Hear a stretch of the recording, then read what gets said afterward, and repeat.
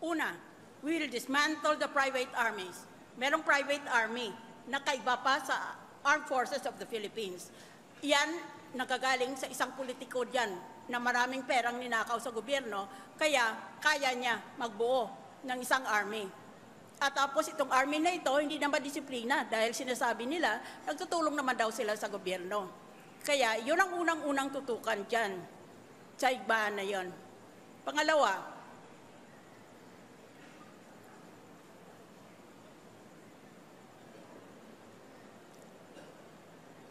to stop the internecine conflict in Mindanao, we have to adopt their customary or traditional law into our Western-style model of justice, of the justice system.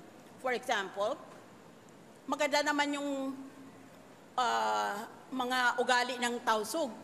Kaya ginawa na municipal ordinance ng isang bayan.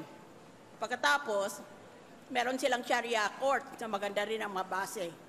Kaya sa dalawang paraan na ito, maaaring magkatagumpay na tayo sa wakas at mathinto na ang gera or terrorism sa Mindanao.